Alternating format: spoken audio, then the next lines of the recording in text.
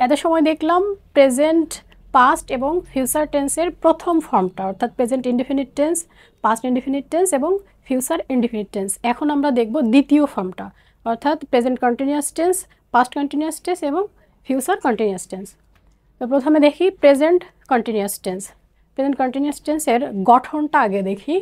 Present continuous টেন্সের গঠন subject plus am is are auxiliary ভার্বের যে কোনো একটা প্লাস ভার্বের সাথে আইএনজি প্লাস অবজেক্ট। তো এম ইজ আর এই অক্সিলারি ভার্বের কোনটা বসবে সাবজেক্টের পরে এটা নির্ভর করে সাবজেক্টকে ফার্স্ট পারসন, সেকেন্ড পারসন নাকি থার্ড পারসন, সিঙ্গুলার নাকি প্লুরাল এর উপর। তো আমরা এক্সাম্পল দেখি এবং কথা বলি। Example, we are walking through জঙ্গল। আমরা জঙ্গলের মধ্য দিয়ে হাঁটতেছি। প্রেজেন্ট কন্টিনিউয়াস টেন্স আমরা বাংলাতে কিভাবে চিনব, কথা শুনে কিভাবে বুঝবো এটা প্রেজেন্ট কন্টিনিউয়াস টেন্স। কোনো কাজ বর্তমানে করতেছি, রানিং এমন যদি বোঝায় তাহলে সেটা প্রেজেন্ট কন্টিনিউয়াস টেন্স। যেমন আমি ভাত খাচ্ছি, আমি বই পড়তেছি, তারা যাচ্ছে, আমরা জঙ্গলের মধ্যে দিয়ে যাচ্ছি, অর্থাৎ বর্তমানে কোনো কাজ চলতেছে, রানিং এমন বোঝাইলে প্রেজেন্ট কন্টিনিউয়াস টেন্স। বাংলা ক্রিয়া শেষে তেছি, খাইতেছি, যাইতেছি, করতেছি, ঘুমাইতেছি এই ধরনের সাউন্ড থাকবে। তারপর দেখি হি ইজ ওয়াচিং টিভি। সে কী করছে, টিভি দেখছে। এইটা থার্ড পারসন সিঙ্গুলার নাম্বার বলে অক্সিলারি ভার্ব ইজ বসছে। এইটা উই সেকেন্ড পারসন প্লুরাল বলে কি বসছে, আর বসছে। এবং ভার্বের সাথে আইএনজি, ওয়াকের সঙ্গে আইএনজি, অস এর সঙ্গে আইএনজি, অর্থাৎ এই গঠন সাবজেক্ট প্লাস এম ইজ আর অক্সিলারির যে কোনো একটা প্লাস ভার্ব, ভার্বের সাথে আইএনজি প্লাস অবজেক্ট। তারপর দেখি দে আর সিঙ্গিং। তারা গান করতেছে। সাবজেক্ট প্লাস অক্সিলারি ভার্ব আর, কারণ তারা, তারা প্লুরাল এর জন্য কি বসছে, দের পরে আর বসছে। Rakib is playing football. Rakib football খেলতেছে। Mother is cooking. মা রান্না করতেছে, বর্তমানে রানিং, রাকিবও বর্তমানে ফুটবল খেলতেছে, মাও রান্না করতেছে, কাজটা চলমান। Tania is reading book. Tania বই পড়ছে। They think about the matter. এইখানে একটা ব্যাপার, সাধারণত এইটা দেখে মনে হচ্ছে এটা প্রেজেন্ট ইনডেফিনিট টেন্স। হ্যাঁ, এটা প্রেজেন্ট ইনডেফিনিট টেন্সও হইতে পারে, এটা প্রেজেন্ট কন্টিনিউয়াস টেন্সও হইতে পারে। অর্থাৎ they think about the matter, তারা বিষয়টা নিয়ে চিন্তা করে, অর্থটা এমন হতে পারে। এটা ক্ষেত্র বিশেষে নির্ভর করে যে আমি কোন ক্ষেত্রে এটা ব্যবহার করছি এবং এর বাংলা অর্থটা আমি কি বোঝাতে চাচ্ছি। আমি যে বিষয় নিয়ে কথা বলতেছি বা যে প্যারা নিয়ে কথা বলতেছি সেখানে কি আমি বুঝাইতে চাচ্ছি যে তারা বিষয়টা নিয়ে চিন্তা করতেছে নাকি তারা বিষয়টা নিয়ে চিন্তা করে। এটা যদিও প্রেজেন্ট ইনডিফিনিট টেন্সের গঠন, তো এটা প্রেজেন্ট ইনডিফিনিট টেন্সও হইতে পারে, আবার প্রেজেন্ট কন্টিনিউয়াসও হইতে পারে। কারণ কেন প্রেজেন্ট কন্টিনিউয়াস হইতে পারে, এই জন্য হইতে পারে they think about the matter, তারা, এর বাংলাটা এমনও হয় যে তারা বিষয়টা নিয়ে চিন্তা করতেছে। তো করতেছে যেহেতু, দে আর থিঙ্কিং কেন হইল না এখানে, এমন প্রশ্ন আসতে পারে। কারণ প্রেজেন্ট কন্টিনিউয়াসের গঠন তো আমরা দেখছিলাম সাবজেক্টের পরে এম ইজ আর অক্সিলারি যে কোনো একটা, তারপর ভার্ব সাথে আইএনজি যোগ প্লাস অবজেক্ট। তো এখানে তো প্রেজেন্ট কন্টিনিউয়াস হইলে হইতে পারতো দে আর থিঙ্কিং। তো দে আর থিঙ্কিং কেন হইল না, এই থিঙ্কের সাথে প্রেজেন্ট কন্টিনিউয়াস তৈরি করতে কখনো আইএনজি যুক্ত হয় না। আমরা দেখে নিচ্ছি এরকম কিছু ভার্ব আছে যেগুলার প্রেজেন্ট ফর্মই প্রেজেন্ট কন্টিনিউয়াসে বসে, যেমন টেস্ট। এরকম আরও কিছু ভার্ব আছে, সেগুলো আমরা দেখে নিই।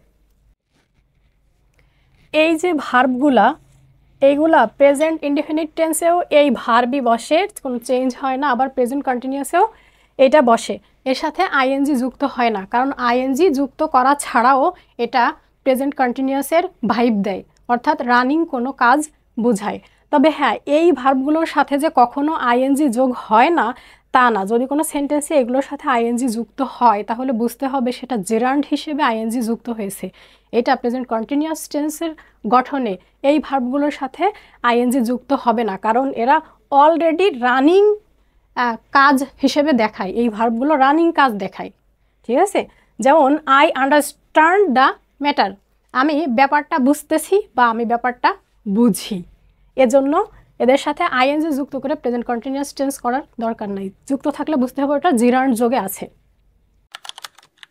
এখন আমরা দেখব past continuous tense. Past continuous tense present কন্টিনিউয়াসের মতোই, অর্থাৎ আমরা প্রেজেন্ট কন্টিনিউয়াসে যেমন শিখছি বর্তমান কালে কোনো কাজ চলতেছে, রানিং কোনো কাজ এখন চলছে, এটা যেমন প্রেজেন্ট কন্টিনিউয়াস, এর উল্টাটা হচ্ছে পাস্ট কন্টিনিউয়াস, অর্থাৎ অতীতে কোনো কাজ চলতেছে এমন যদি বোঝায় সেটা হয় পাস্ট কন্টিনিউয়াস। আমরা প্রথমে পাস্ট কন্টিনিউয়াসের গঠনটা দেখে নিই। গঠন আছে সাবজেক্ট প্লাস অজ অথবা ওয়্যার অক্সিলারি ভার্ব, ভার্বের সাথে আইএনজি প্লাস অবজেক্ট। এখন অজ অথবা ওয়্যার অক্সিলারি ভার্ব সাবজেক্ট অনুসারে বসবে, অজ বসবে নাকি ওয়্যার বসবে এটা নির্ভর করে সাবজেক্টের উপর। আমরা এক্সাম্পল দেখি। হি ওয়াজ ওয়াচিং টিভি, সে টেলিভিশন দেখতেছিল, অর্থাৎ অতীতে কোনো কাজ চলতেছিল এমন যদি বোঝায় সেটা পাস্ট কন্টিনিউয়াস টেন্স হয়। এরপর দেখি দে ওয়ার ওয়াকিং, তারা হাঁটতেছিল, মানে অতীতে এটা চলতেছিল প্রেজেন্ট কন্টিনিউয়াসের মতো। প্রেজেন্ট কন্টিনিউয়াসে যেমন বর্তমানে রানিং, এটা হচ্ছে অতীতে সাধারণভাবে রানিং, অতীতে কাজটা চলতেছে। হির পরে ওয়াজ বসছে অক্সিলারি ভার্ব, কারণ he third person singular number, এর জন্য এরপরে ওয়াজ বসছে। দে তারা প্লুরাল, এরপরে ওয়ার বসছে। আই ওয়াজ রিডিং, আমি পড়তেছিলাম। আই ওয়াজ ওয়াচিং মুভি, আমি মুভি দেখতেছিলাম। হোয়েন ইউ কল্ড মি, যখন তুমি আমাকে কল করছিলে তখন আমি মুভি দেখতেছিলাম। অনেক সময় আমরা বলি না, বাবা যখন ডাকতেছিল তখন আমি খাচ্ছিলাম, বা বাবা যখন টেলিভিশন দেখতেছিল তখন আমি বাবাকে ডাকতেছিলাম। এই ধরনের সেন্টেন্সে প্রথম পার্ট হয় পাস্ট কন্টিনিউয়াস টেন্সের গঠন অনুসারে, যেমন এখানে হয়েছে আই ওয়াজ ওয়াচিং মুভি। এরপরে এই হোয়েন যুক্ত হয়ে এটা হয় পাস্ট ইনডেফিনিট টেন্সের গঠন অনুযায়ী। যেমন I was watching movie when you called me, আমি মুভি দেখতেছিলাম যখন তুমি আমাকে ডাকতেছিলে। While they are passing the garden, যখন তারা বাগান ক্রস করতেছিল বা পাস করতেছিল, অতিক্রম করতেছিল। দে স এ স্নেক, এই সেন্টেন্সের মতো গঠন, যখন তারা বাগান অতিক্রম করতেছিল বা পার করতেছিল তখন তারা কি দেখলো? একটি সাপ দেখলো। এখানে হোয়াইল এবং হোয়েন কোথায় যুক্ত হয়? হোয়েন যুক্ত হয় সেন্টেন্সের মাঝখানে এবং হোয়াইল যুক্ত হয় সেন্টেন্সের শুরুতে। হোয়েন এর পরে পাস্ট ইনডেফিনিট টেন্সের গঠন হয় এবং আগে কি হয়? Past continuous. আর হোয়াইলের পরে কি হয়? পাস্ট কন্টিনিউয়াস টেন্স এবং পরে হয়, পরের অংশ কি হয়? পরের অংশ হয় পাস্ট ইনডেফিনিট টেন্সের গঠন। এরপরটা দেখি, তন্নি ওয়াজ কুকিং হসপস, তন্নি খিচুড়ি রান্না করতেছিল, অর্থাৎ অতীতে রানিং, অতীতে কোনো কাজ সে করতেছিল। আমরা পাস্ট কন্টিনিউয়াস টেন্সটা তাহলে বুঝলাম যে এটা প্রেজেন্ট কন্টিনিউয়াসের ঠিক বিপরীত। এখন আমরা শিখব ফিউচার কন্টিনিউয়াস টেন্স। এখন আমরা দেখব ফিউচার কন্টিনিউয়াস টেন্স। ভবিষ্যৎকালে কোনো কাজ চলতে থাকবে এমন বোঝাইলে সেটা ফিউচার কন্টিনিউয়াস টেন্স হয়। যেমন আমি খেতে থাকব, সে খেলতে থাকবে, তারা যেতে থাকবে, সে দেখতে থাকবে এমন যদি বোঝায়। আমরা গঠনটা দেখে নেই। সাবজেক্ট প্লাস শ্যাল অথবা উইল বি প্লাস ভার্বের সাথে আইএনজি প্লাস অবজেক্ট। একটা উদাহরণ দেখি। হি উইল বি প্লেয়িং, সে খেলতে থাকবে, অর্থাৎ ভবিষ্যতে এই কাজটা চলতে থাকবে। যেমন কেউ যদি বলে আমি যখন মাঠে যাব তখন তুমি খেলতে থাকবে, অর্থাৎ কেউ যখন মাঠে যাবে তখন সে তাকে খেলতে দেখবে, ফিউচার এটা চলতে থাকবে। ইউ উইল বি গোয়িং, তুমি যেতে থাকবে, আমি যখন বাসায় আসব তখন তুমি যেতে থাকবে, অর্থাৎ অন দ্য ওয়েতে থাকবে, ভবিষ্যৎকালে চলতে থাকবে। They will be walking, subject plus আমাদের গঠনের শ্যাল বি অথবা উইল বি প্লাস ভার্বের সাথে আইএনজি। এখানে আমরা একটা অবজেক্টও যোগ করে দিতে পারি। দে উইল বি ওয়াকিং, তারা হাঁটতে থাকবে। কোথায় হাঁটতে থাকবে? ইন দ্য ফিল্ড, মাঠের মধ্যে হাঁটতে থাকবে, ইন দ্য ফিল্ড। এরপরে Tamima will be reading, Tamima পড়তে থাকবে, আমি যখন ক্লাসরুমে ঢুকবো তখন তামিমা পড়তে থাকবে এমন যখন বোঝানো হয় ফিউচারে কোনো একটা কাজের প্রেক্ষিতে আরেকটা কাজকে বর্ণনা করতে বলা হয় যে তুমি এটা করতে থাকবে, এখানে যেতে থাকবে, সেই ক্ষেত্রে ফিউচার কন্টিনিউয়াস টেন্সের ব্যবহার হয়। They will be singing at the stage, তারা কি করবে, মঞ্চে গান করতে থাকবে। উই উইল বি ইটিং, আমরা খেতে থাকব।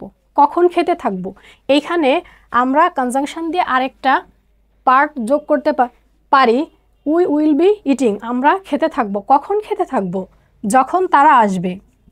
হোয়েন দে উইল কাম, অর্থাৎ এই সেন্টেন্সের প্রেক্ষিতে বলা হচ্ছে আমরা কি করব, আমরা খেতে থাকব। কখন, হোয়েন দে উইল কাম, যখন তারা আসবে তখন আমরা খেতে থাকব, অর্থাৎ ভবিষ্যতে কোনো কাজ চলতে থাকবে। তাহলে আমরা আজকে ভিডিওতে শিখলাম প্রেজেন্ট, পাস্ট এবং ফিউচার টেন্সের 6টি form: present indefinite, past indefinite, future indefinite এবং প্রেজেন্ট কন্টিনিউয়াস, পাস্ট কন্টিনিউয়াস ও ফিউচার কন্টিনিউয়াস। পরবর্তী ভিডিওর জন্য সবাই অপেক্ষা করুন। ধন্যবাদ সবাইকে।